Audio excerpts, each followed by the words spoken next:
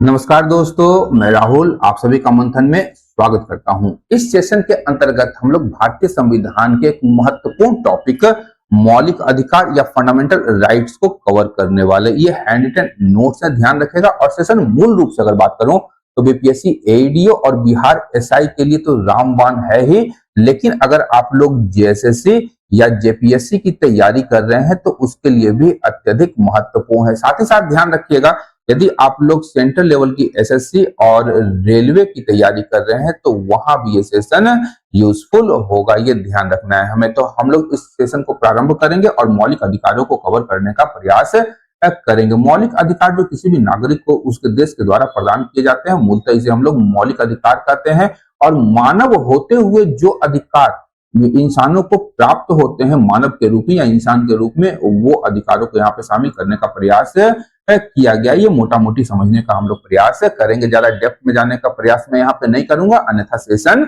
लंबा हो जाएगा। तो यहाँ पे यदि हम लोग देखें तो ध्यान रखिएगा कि भारतीय संविधान के भाग 3 में आर्टिकल 12 से लेकर के 35 तक मौलिक अधिकारों का उल्लेख किया गया है। यहाँ बताता चलूं कि इस सेशन के अंतर्गत हम लोग कुछ ट्रिक्स का भी इस्तेमाल करेंगे, जिसके माध्यम से मौलिक अधिकारों को सही क्रम में याद रखने का हम लोग प्रयास करेंगे। तो यहाँ ध्यान रखिएगा, भाग 3 आर्टिकल 12 से 35 तक मौलिक अधिकारों का उल्लेख किया गया है। यहाँ ध्यान रखिएगा कि भारतीय न्यायालय में जो मौलिक अधिकार है वह परिवर्तनीय है या वाद योग्य है। यदि हमारे मौलिक अधिकारों का उल्लंघन होता है तो हम लोग न्यायालय का रुख कर सकते हैं, न्यायालय जा सकते हैं, ये ध्यान रखिएगा। और वहां से हम लोग अपने मौलिक अधिकारों के हनन के संबंध में जो उपचार है वह न्यायालय से प्राप्त कर सकते हैं। ध्यान रखना है कि इसे भारत का अधिकार पत्र या मैग्ना कार्टा भी कहा जाता है। ध्यान रखिएगा, भारत का अधिकार पत्र या मैग्ना कार्टा हमारे संविधान को कहा गया है। इसका स्रोत की अगर बात करेंगे तो मौलिक अधिकारों का स्रोत मूल रूप से अमेरिकी संविधान है, और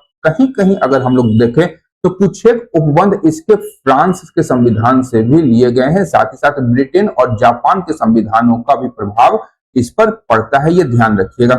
कराची अधिवेशन की हम लोग बात करेंगे 1931 ईस्वी में सरदार वल्लभ भाई पटेल के द्वारा इसकी अध्यक्षता की गई थी, और इसी में सबसे पहली बार मौलिक अधिकारों के प्रारूपों को प्रस्तुत किया गया था। और यह जो प्रारूप था जवाहरलाल नेहरू के द्वारा प्रस्तुत किया गया था, ये ध्यान रखिएगा, बड़ा इंपॉर्टेंट फैक्ट है, ये बड़ा ही इंपॉर्टेंट फैक्ट है।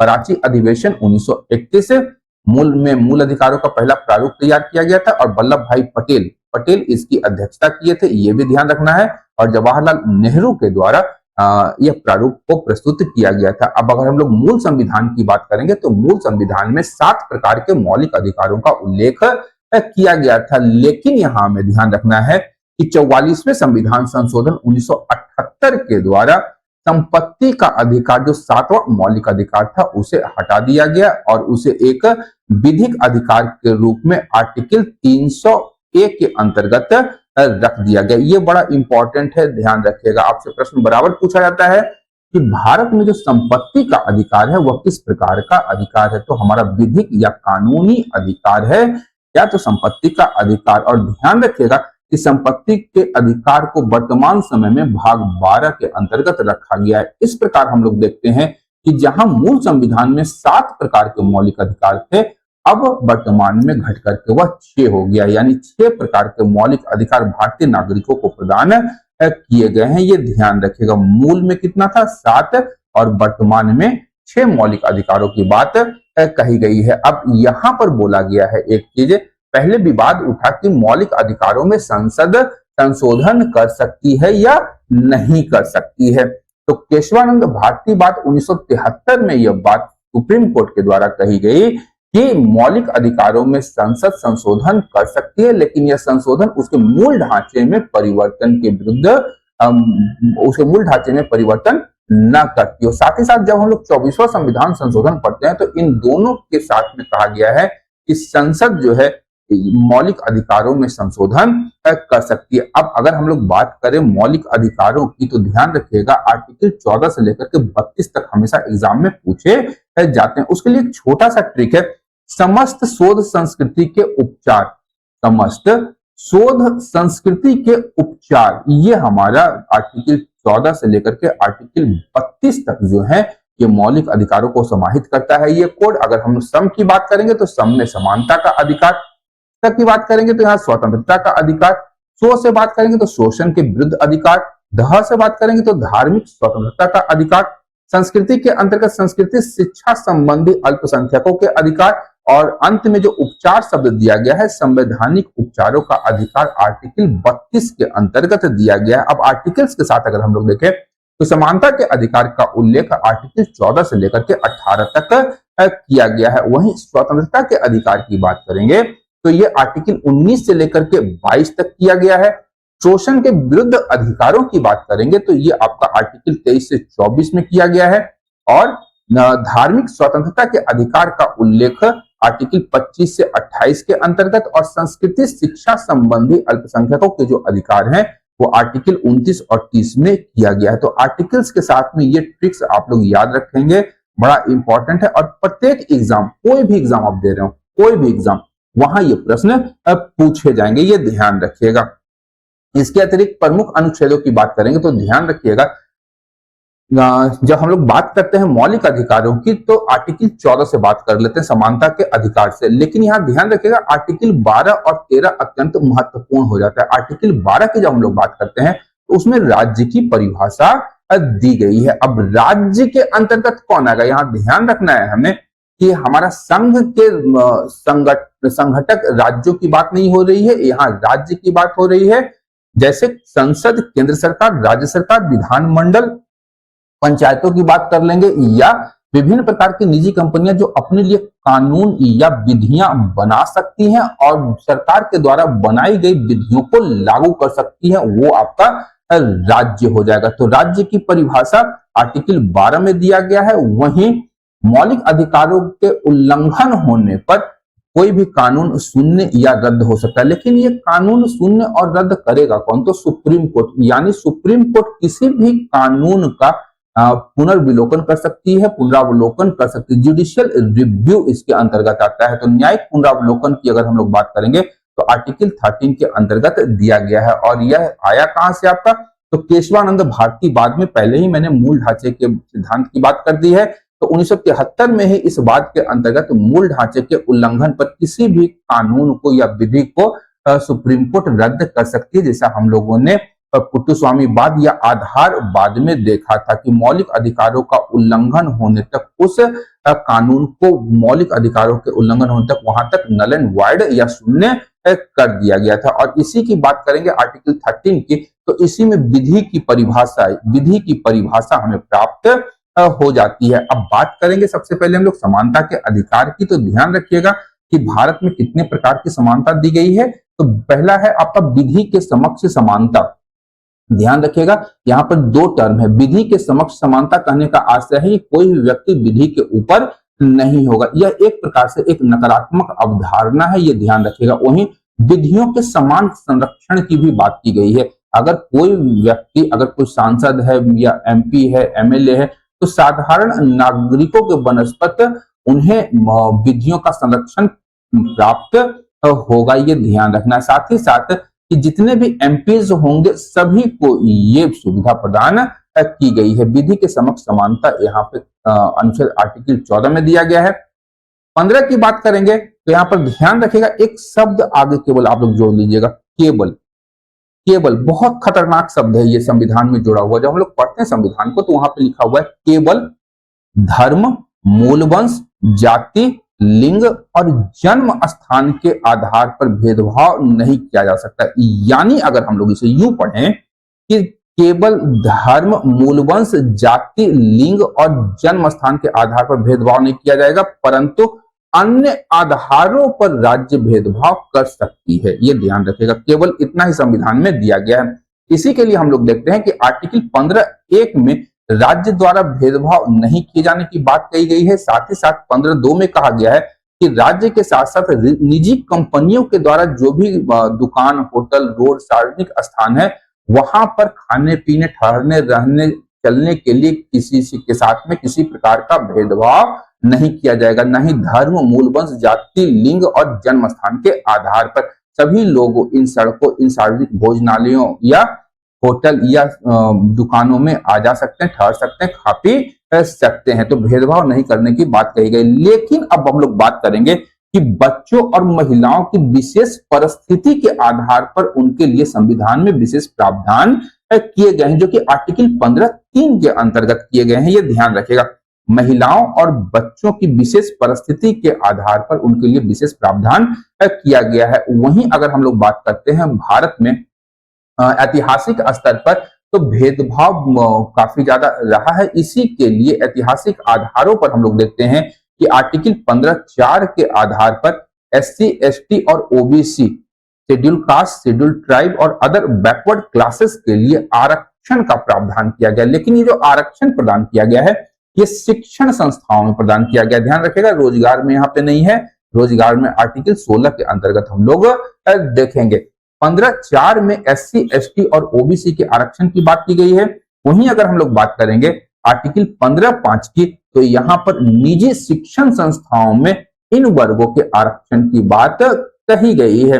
अभी हाल ही में हम लोग देखते हैं कि 103वें संविधान संशोधन के द्वारा EWS, इकोनॉमिक वीकर सेक्शन या आर्थिक रूप से जो कमजोर वर्ग हैं, उनके लिए 15(6) में आरक्षण की बात की गई है और राज्य के शिक्षण संस्थानों या निजी शिक्षण संस्थानों में उन्हें 10% आरक्षण देने की बात कही गई है। ये ध्यान रखिएगा, 103वां संविधान संशोधन 15(6) के अंतर्गत EWS को प्रदान करने के लिए लाया गया था। अब आर्टिकल 16 की बात करेंगे तो लोक नियोजन के अवसर में समानता की बात इसमें कही गई है। लोक नियोजन या सार्वजनिक क्षेत्र या सरकारी नौकरियों में जो अवसर होगी, उसमें सभी को समान रूप से अवसर प्रदान किया जाएगा। अब यहाँ पर है कि धर्म या वंश आदि के आधार पर किसी प्रकार का विभेद नहीं कर सकते हैं। लेकिन एक तथ्य ध्यान रखिएगा कि आर्टिकल 16(3) में कहा गया है कि निवास संबंधी शर्तों को लागू कर सकती है राज्य। ये ध्यान रखिएगा, निवास संबंधी शर्तों को लागू किया जा सकता है। साथ ही साथ अगर हम लोग बात करेंगे कि नौकरियों में SC, ST, OBC को जो आरक्षण दिया जाता है, वो आर्टिकल 16(4) के अंतर्गत दिया गया और EWS को जो आरक्षण दिया गया, आर्थिक रूप से कमजोर वर्गों को जो आरक्षण है, वो आर्टिकल 16(6) के अंतर्गत 103वें संविधान संशोधन के द्वारा दिया गया। 10% आरक्षण इन्हें प्रदान किया गया है। ये ध्यान रखेगा, 103वां आर्टिकल, ये 103वां संविधान संशोधन अधिनियम बड़ा इंपॉर्टेंट है EWS के लिए। आर्टिकल 17 में कहा गया है कि अस्पृश्यता की समाप्ति। अब सबसे महत्वपूर्ण बात है कि भारतीय संविधान में अस्पृश्यता को भी परिभाषित नहीं किया गया कि आखिर अस्पृश्यता क्या है। लेकिन यहाँ पर अगर हम लोग विभिन्न वादों को देखते हैं, या ध्यान रखिएगा कि अस्पृश्यता के अंत के लिए भारत में सिविल अधिकार संरक्षण अधिनियम 1955 को पारित किया गया। अब इस सिविल अधिकार संरक्षण अधिनियम में भी अस्पृश्यता को परिभाषित नहीं किया गया है, ध्यान रखिएगा। लेकिन यहाँ सुप्रीम कोर्ट और विभिन्न जो हमारा प्रचलन है, उसमें हम लोग कहते हैं कि यदि हम लोग किसी भी प्रकार का किसी व्यक्ति से छुआछूत रखते हैं, तो वो आपका अस्पृश्यता होगा और इसका अगर हम लोग पालन करते हैं तो वो कानूनी रूप से दंडनीय अपराध माना जाएगा। तो आर्टिकल 17 में छुआछूतता या अस्पृश्यता का विरोध किया गया है। अनुच्छेद 18 की बात करेंगे तो यहाँ पर उपाधियों का अंत किया गया है, यानी कहा गया है कि कोई भी व्यक्ति के पास में या राज्य जो है किसी व्यक्ति को महाराजा, राजा, सर या इस प्रकार की उपाधियां प्रदान नहीं करेगी। और इसी के अंतर्गत हम लोग देखते हैं कि भारत में भारत रत्न, पद्म पुरस्कार, सैन्य उपाधियां और शिक्षा संबंधी पुरस्कार दिए जाते हैं। ध्यान रखिएगा, ये पुरस्कार हैं और यहाँ पर उपाधियां ये नहीं है, ये ध्यान रखें। उनके कार्यों को रिकॉग्नाइज करने के लिए हम लोग भारत रत्न और पद्म पुरस्कार जैसे उपाधियां या विभूषण देते हैं। और सैन्य उपाधियां सेना के लोगों को या सैनिकों को उनके कार्यों के लिए प्रदान किया जाता है विभिन्न अवसरों पर। और शिक्षा संबंधी अगर हम लोग बात करेंगे तो अगर हम लोग PhD कर लेते हैं तो हम लोग अपने नाम के आगे में डॉक्टर लगाते हैं। तो ध्यान रखिएगा, ये उपाधि नहीं, शैक्षणिक शिक्षा का ये हम लोगों ने शिक्षा ग्रहण किया और उस आधार पर जाकर के उसे प्राप्त करने का प्रयास किया है। राज्य ने ये हमें स्वतः ही प्रदान नहीं किया गया है। जैसे प्राचीन काल में हम लोग देखते हैं या आज के दिन में भी ब्रिटेन में देखते हैं कि सर की उपाधि प्रदान की जाती है वहां के राष्ट्राध्यक्ष के द्वारा या वहां के शासक वर्ग के द्वारा, ये ध्यान रखिएगा। इसके अतिरिक्त इसमें और कुछ नहीं है। आगे बढ़ते हैं, दो विवाद को हम लोग देखते हैं या दो वाद को। पहला वाद है आपका बालाजी वर्सेस मैसूर वाद 1963 में आया था और ये उपाधियों के अंत से संबंधित था। ध्यान रखिए आर्टिकल 18 से संबंधित ये प्रमुख विवाद था और इसमें सुप्रीम कोर्ट ने माना था कि जो भारत रत्न है या पद्म पुरस्कार है वो उपाधियां नहीं है। इसमें बालाजी वर्सेस मैसूर वाद में ये आया था। वहीं इंदिरा साहनी वाद 1992 में क्या कहा गया, तो ध्यान रखिएगा आरक्षण से संबंधित ये प्रमुख वाद है और इसमें पदोन्नति और आरक्षण 50% से अधिक नहीं होगा, यानी पदोन्नति में आरक्षण नहीं दिया जाएगा, साथ ही साथ आरक्षण 50% से अधिक नहीं होना चाहिए। ये इंदिरा साहनी वाद का प्रमुख निष्कर्ष है। वहीं अगर हम लोग बात करेंगे तो 1979 में बीपी मंडल की अध्यक्षता में मंडल कमीशन का गठन किया गया था। ये द्वितीय पिछड़ा आयोग का ये एक वर्ग था और इसी मंडल कमीशन की सिफारिश पर ध्यान रखिएगा बीपी मंडल इसके अध्यक्ष थे और तत्कालीन प्रधानमंत्री थे बीपी सिंह, जिन्होंने इस कमीशन की सिफारिशों को लागू किया था। ये ध्यान रखिएगा बीपी सिंह और बीपी मंडल। बीपी मंडल जो द्वितीय पिछड़ा वर्ग आयोग था 1979 में गठित हुआ था और बीपी सिंह जब भारत के प्रधानमंत्री बने थे तो इस आयोग की सिफारिशों को लागू किया गया था, यानी कि 27% जो आरक्षण था वो ओबीसी को प्रदान किया गया था। ये ध्यान रखिएगा, ये ध्यान रखना है आपको। अब बात करते हैं यहाँ पर हम लोग स्वतंत्रता के अधिकार की। तो यहाँ पर ध्यान रखिएगा कि सबसे पहले हम लोग बात करेंगे आर्टिकल 19 की। बड़ा इंपॉर्टेंट आर्टिकल है। हम लोगों को जो बोलने की आजादी प्रदान की गई है वो आर्टिकल 19 के अंतर्गत ही प्रदान की गई है, ध्यान रखिएगा। और यहाँ से प्रश्न बराबर पूछे जाते हैं और क्रम में हमें याद रखना है। यहाँ पर हम लोग वाक और अभिव्यक्ति की स्वतंत्रता को एक ट्रिक के माध्यम से ध्यान में रखने का प्रयास करेंगे, जो है आपका बोस संघ आया व बस व्यापार किया। बोस के साथ बोस संघ आया व बस व्यापार किया। वो से आपका बोलने की स्वतंत्रता, तो 19(1)(a) में इसका उल्लेख किया गया है, ये ध्यान रखिएगा। यहाँ 19(1) ही रोमन में दिया गया है, ये ध्यान रखिएगा, बड़ा इंपॉर्टेंट है। ये 19(1)(a) होना चाहिए, 19(1)(a) होना चाहिए या 19(1) रोमन में आपका 1 होना चाहिए। ये बाकी 19(2), 19(3) की बात करेंगे तो उसमें विभिन्न प्रकार के प्रतिबंधों की बात कही गई है। अब आगे बढ़ते हैं तो अब हम लोग बोलने का अवसर हम लोग को कहाँ मिलेगा, किसी भी सभा में मिलेगा। तो 19(1)(b) में इसका उल्लेख किया गया है। संघ, हम लोग संघ से संघ को संदर्भित करेंगे, संघ या समिति बनाने का। तो 19(1)(3) या C में इसका उल्लेख किया गया है। आया से आने जाने का हो जाएगा हमारा, बस या बसने का, और जब हम लोग बस जाएंगे तो हमें अपने पेट को शांत करने के लिए किसी प्रकार के व्यवसाय करने की भी स्वतंत्रता होनी चाहिए। तो ये कुल दिए गए हैं 6 आर्टिकल्स एक ट्रिक के माध्यम से। बोस संघ आया व बस व्यापार किया। तो ध्यान रखिएगा 19(1)(a) में कहा गया भाषण और अभिव्यक्ति और प्रेस की स्वतंत्रता का उल्लेख भी इसी में किया गया है। बड़ा ध्यान रखिएगा, ये इंपॉर्टेंट है और प्रश्न यहाँ से बराबर पूछा जाता है कि प्रेस की स्वतंत्रता का वर्णन कहाँ किया गया है। तो आर्टिकल 19(1)(a) में किया गया है। वहीं शांतिपूर्ण सम्मेलन करने का अधिकार दिया गया है। संघ और समिति का गठन का अधिकार दिया गया। देश में आवाज संचरण की स्वतंत्रता का अधिकार दिया गया। देश में कहीं भी बसने का अधिकार है और व्यवसाय और आजीविका कमाने का अधिकार प्रत्येक नागरिक को दिया गया। यहाँ ध्यान रखिएगा कि व्यवसाय और आजीविका के अधिकार में ही व्यवसाय को बंद करने का भी अधिकार हमें प्रदान किया गया है। अब आते हैं अनुच्छेद 20 में, जिसमें कहा गया है दोष सिद्धि के संबंध में संरक्षण, यानी किसी भी व्यक्ति को दोष सिद्धि के संबंध में संरक्षण प्रदान किया गया है।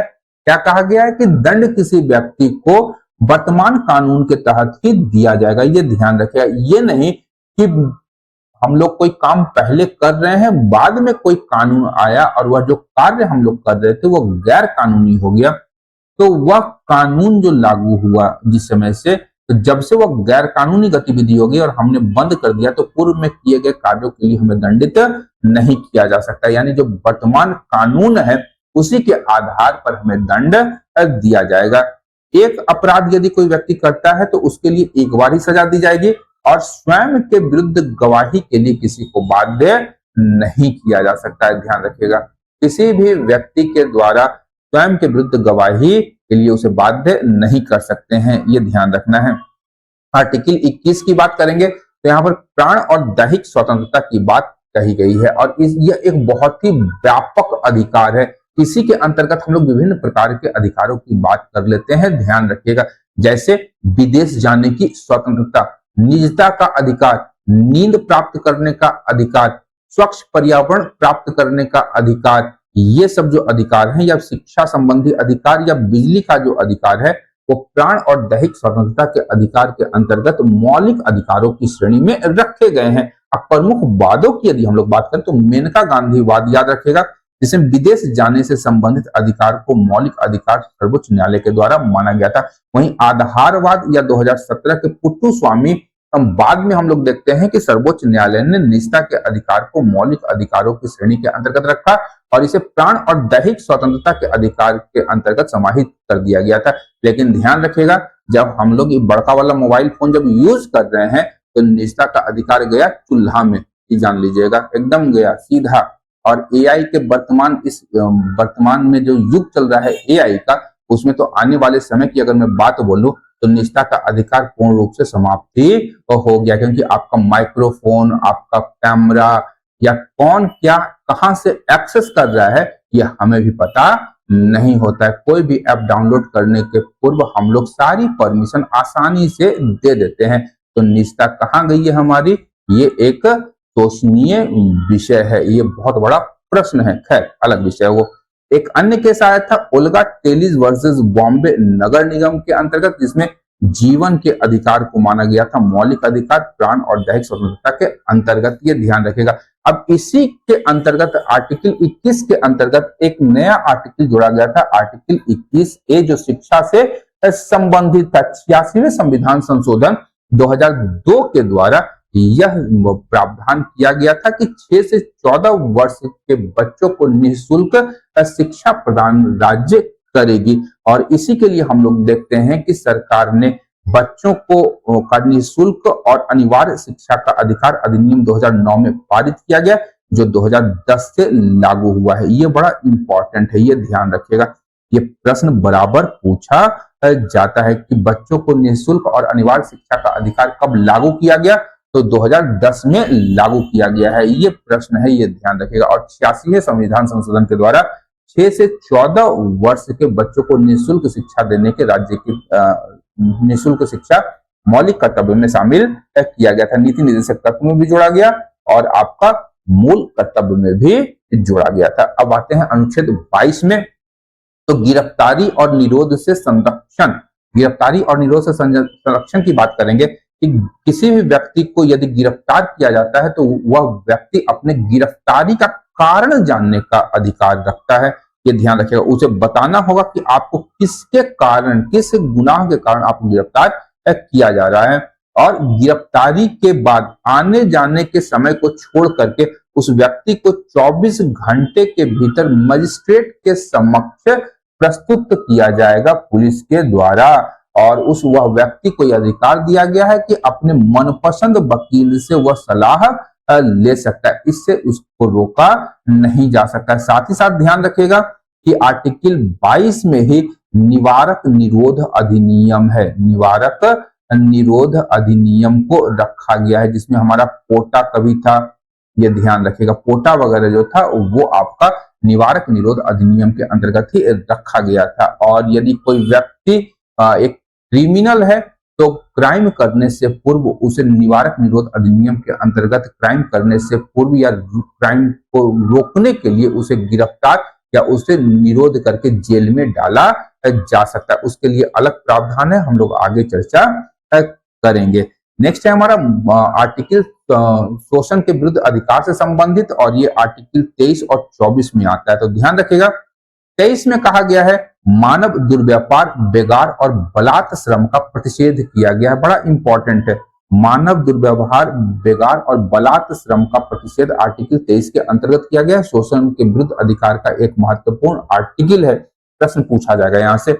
आर्टिकल 24 में कहा गया है कि कारखानों आदि में बाल श्रम का निषेध किया जाएगा। ध्यान रखिएगा, बालकों की जो उम्र है वो निर्धारित की गई है 14 वर्ष से कम 14 वर्ष से कम आयु वर्ग के बच्चों को बालक माना गया है और इनसे हम लोग कारखानों या किसी भी वैसे स्थान पर जहां पर इनके बाल अधिकार या किसी प्रकार के इनके जीवन को असुरक्षा होती है तो वहां पर इन्हें कार्यों में नहीं लगाया जाएगा। नेक्स्ट है हमारा धार्मिक स्वतंत्रता का अधिकार। तो ये आर्टिकल 25 से लेकर के 28 तक इसका उल्लेख किया गया है और 25 अत्यंत ही महत्वपूर्ण है कि धर्म को मानने और आचरण करने की स्वतंत्रता दी गई है इसमें भारतीय संविधान में सभी धर्मों के लोगों को। अब यहाँ पे ध्यान रखिएगा, प्रश्न बराबर पूछा जाता है कि सिख कृपाण लेकर के चलते हैं, तो ये जो दिया गया है सिखों को कृपाण रखने का जो अधिकार है वो आर्टिकल 25 के अंतर्गत ही दिया गया है। उनकी धार्मिक मान्यता है पंच ककार, यहाँ पे आप लोग ध्यान में रखेंगे। आर्टिकल 26 में बताया गया है कि धार्मिक कार्यों के प्रबंधन की स्वतंत्रता सभी को दी गई है।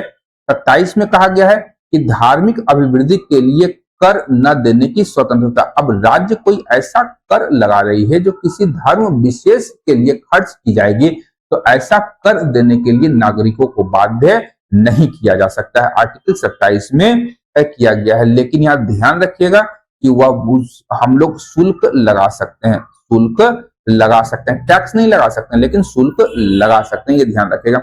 आर्टिकल 28 में कहा गया है कि कुछ शिक्षण संस्थाओं में धार्मिक शिक्षा की स्वतंत्रता दी गई है, यानी हम लोग अगर शिक्षण संस्थानों की स्थापना करते हैं अपने धर्म की तो उसमें हम लोग धार्मिक शिक्षा का प्रावधान कर सकते हैं, उससे संबंधित प्रावधान आर्टिकल 28 में दिए गए हैं। अब संस्कृति और शिक्षा के संबंध में जो अधिकार दिए गए आर्टिकल 29 और आर्टिकल 30, ये अधिकार मूलतः अल्पसंख्यक वर्गों के उनके हितों के संरक्षण के लिए दिया गया है। आर्टिकल 29 अल्पसंख्यक वर्गों के हितों का संरक्षण करती है और 30 में कहा गया है कि अल्पसंख्यक शिक्षण संस्थानों की स्थापना और प्रशासन करने के उनके अधिकारों का वर्णन या प्रावधान इसमें किया गया है। नेक्स्ट हमारा जो आर्टिकल है बड़ा इंपॉर्टेंट है, आर्टिकल 32 संवैधानिक उपचारों का अधिकार। तो इसे संविधान की हृदय और आत्मा कहा गया। बी आर अम्बेडकर ने कहा है कि किसी भी व्यक्ति के यदि मौलिक अधिकारों का उल्लंघन होता है तो वह न्यायालय का रुख कर सकता है कि हमारे मौलिक अधिकारों का उल्लंघन हो रहा है और मौलिक अधिकारों की सुरक्षा की जो गारंटी है वह आर्टिकल 32 के अंतर्गत सुप्रीम कोर्ट के द्वारा सिर्फ मौलिक अधिकारों के उल्लंघन होने पर, लेकिन ध्यान रखिएगा आर्टिकल 226 में उच्च न्यायालय या हाई कोर्ट्स में हम लोग जा सकते हैं अपने अधिकारों के हनन होने पर। लेकिन उच्च न्यायालय में यदि हम लोग बात करें वहां पे मौलिक अधिकारों के हनन होने साथ ही साथ यदि हमारा कानूनी या विधिक अधिकार भी उल्लंघन होता है तो हम लोग उच्च न्यायालय में जा सकते हैं, ये ध्यान रखिएगा। अब यहाँ पर अगर हम लोग बात करेंगे कि संवैधानिक उपचारों के अंतर्गत दोनों न्यायालयों के द्वारा 5 प्रकार के रिट जारी किए जा सकते हैं। बापू याद रखिएगा, बड़ा इंपॉर्टेंट है, बापू याद रखिएगा, बापू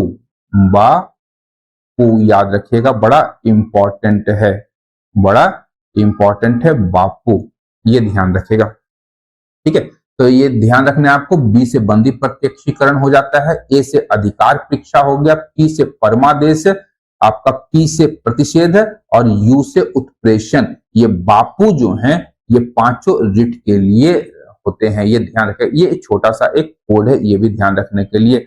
बंदी प्रत्यक्षीकरण, आपका अधिकार परीक्षा, परमादेश, प्रतिषेध और उत्प्रेषण, ये 5 प्रकार के रिट न्यायालय के द्वारा जारी किए जाते हैं। बंदी प्रत्यक्षीकरण में कहा गया है कि सशरीर प्रस्तुत करना, अगर हम लोग किसी को बंदी बनाए हैं तो उसको सशरीर न्यायालय के समक्ष प्रस्तुत करें। परमादेश में मैंडमस में कहा गया है कि हम आदेश देते हैं, यहाँ पर आदेश देने की बात हुई है। अधिकार परीक्षा में कहा गया है कि किस अधिकार से, अरे तुम किस अधिकार से काम कर रहे हो। अगर आप कोई क्लर्क है और डीसी के अधिकार का कार्य कर रहा है तो न्यायालय पूछ सकती है कौन तुमको अधिकार दिया कि तुम डीसी का कार्य कर रहे हो, तो ये अधिकार परीक्षा के अंतर्गत आएगा। उत्प्रेषण में बोला गया है कि आप कार्रवाई रोक दीजिए, ये आपका कार्य क्षेत्र नहीं है, ये हमारा कार्य क्षेत्र है। और जनरली अगर हम लोग देखें तो यह अधीनस्थ न्यायालयों को जारी किया जाता है, उच्चतम न्यायालय उच्च न्यायालय को और उच्च न्यायालय जो है अधीनस्थ न्यायालयों या जिला न्यायालयों को जारी करती है। अगर कोई ऐसा विषय जो मौलिक अधिकारों से संबंधित है तो उस मामले में उच्चतम न्यायालय या सर्वोच्च न्यायालय जो है वह उत्प्रेषण रिट जारी करती है। प्रतिषेध का आशय होता है निषेध करना या रोकना, ये ध्यान रखिएगा। इसके अतिरिक्त आर्टिकल 33, 34 और 35 उतना महत्वपूर्ण नहीं है, लेकिन आप लोग ध्यान में रखें, कभी कभार कोई रुकली भटकली टाइप से प्रश्न ये पूछ दिए जाते हैं। यहाँ से बोला गया आर्टिकल 33 में कि सुरक्षा बलों के अधिकार सीमित करने की संसद की शक्ति दी गई है। इसमें आर्टिकल 34 में यदि किसी क्षेत्र में मार्शल लॉ प्रभावी होता है तो वहां पर मौलिक अधिकारों के सीमित अधिकार जो होते हैं ये बताया गया है। आर्टिकल 35 में इस पर मौलिक अधिकारों पर कानून बनाने की संसद की शक्ति है, या अधिकार उल्लंघन होता है तो संसद वहां पे कानून बना सकती, कानून बनाने की शक्ति प्रदान की गई है संसद को। तो 33, 34 और 35 उतना महत्वपूर्ण नहीं है, ये ध्यान रखिएगा। अब आते हैं मूल अधिकार नागरिकों और विदेशियों को भी प्राप्त होते हैं, लेकिन कुछ ऐसे अधिकार हैं भारत में जो केवल नागरिकों को दिए जाते हैं, वो विदेशियों को नहीं दिए जाते हैं। ये आपके हैं 15, 16, 19, 15 और 16 समानता के अधिकार के अंतर्गत, 19 वाक और अभिव्यक्ति की स्वतंत्रता, 29 और 30 जो है अभी हम लोगों ने क्या देखा, 29 और 30, ये ध्यान रखिएगा। 29 और 30 में संस्कृति और शिक्षा से संबंधित अधिकार दिए गए हैं अल्पसंख्यकों को, ये विदेशियों को प्रदान नहीं किए जाते हैं। 15 और 16 हमारा डिस्क्रिमिनेशन हो जाता है और 16 हमारा अवसर की समानता है। भारतीय और विदेशियों की बात करेंगे तो दोनों को प्राप्त होते हैं 14, 20, 21, 21A, 22, 23, 24, 25, 26, 27, 28, ये दोनों को प्राप्त होते हैं। अब अन्य प्रमुख तथ्यों की अगर हम लोग बात करें तो ध्यान रखिएगा, इंटरनेट की पहुंच तक भी मौलिक अधिकार है। आर्टिकल 19(1)(a) के तहत अभिव्यक्ति की जो आजादी है उसके अंतर्गत इंटरनेट तक पहुंच एक मौलिक अधिकार है। संपत्ति का अधिकार मौलिक अधिकार से हटाया गया था, तो पीएम कौन थे, मोरारजी देसाई। 1978 ईस्वी में संपत्ति के अधिकार को मोरारजी देसाई के द्वारा हम लोग देखते हैं कि 44वें संविधान संशोधन के द्वारा एक कानूनी या विधिक अधिकार के रूप में शामिल कर दिया गया था। अब निवारक निरोध की यदि हम लोग बात करते हैं तो यह अपराध करने से रोका जाता है, और निवारक निरोध अधिनियम के अंतर्गत अगर हम लोग देखें तो अधिकतम 3 माह तक अभिरक्षा में किसी व्यक्ति को निरुद्ध किया जा सकता है, यह ध्यान रखिएगा। और यदि इसे बढ़ाना होगा तो सलाहकार बोर्ड की अनुमति आवश्यक होती है। इसके अतिरिक्त आपातकाल में स्वतंत्रता के जो मौलिक अधिकारों का निम्नीकरण किया जा सकता है, यहाँ ध्यान रखिएगा। विशेष रूप से अगर हम लोग बात करेंगे तो आर्टिकल 19 को यहाँ पर घटा दिया जाता है, उपचार प्राप्त नहीं होते। लेकिन यह ध्यान रखना है कि जब 352 के अंतर्गत आपातकाल लागू किया जाता है तो आर्टिकल 20 और 21 को छोड़ करके 20 और 21 को छोड़ करके अधिकतर मौलिक अधिकारों को हम लोग क्या करते हैं, और वो उसका निम्नीकरण कर दिया जाता है। अब ट्रिक की बात करेंगे तो डाउट यहाँ पर सभी लोग को हो रहा होगा, आर्टिकल 15 से लेकर 18 तक। तो डी से हमारा डिस्क्रिमिनेशन हो जाता है, ध्यान रखिएगा। मूल वंश धर्म जाति लिंग के आधार पर भेदभाव नहीं करेगी, डिस्क्रिमिनेशन है, भेदभाव नहीं है। अपॉर्चुनिटी आपका अवसर की समानता आर्टिकल 16, आर्टिकल 17 में अनटचेबिलिटी बोला गया है, ये ध्यान रखिएगा। और 18 की बात करेंगे तो ये ध्यान रखिएगा, टाइटल्स जो उपाधियों के अंत की बात कही गई है। तो ये ट्रिक्स डाउट भी हम लोग यहाँ पे रखेंगे, और डाउट में से हम लोग बी को हटा देंगे, डाउट में से बी हटा देंगे, ये ध्यान रखिएगा। तो आज का सेशन मैं यहीं पे समाप्त करता हूँ। आशा करता हूँ कि आज के इस सेशन से भी आप लोग को उपयोगी और लाभदायक जानकारी प्राप्त हुई होगी। यदि सेशन से लाभ प्राप्त हो रहा है तो चैनल को लाइक, शेयर और सब्सक्राइब करना बिल्कुल भी ना भूलें। अंत तक देखने के लिए धन्यवाद। देखते रहिए मंथन, क्योंकि मैं इस प्रकार के वीडियोस लाता रहता हूँ। Thank you.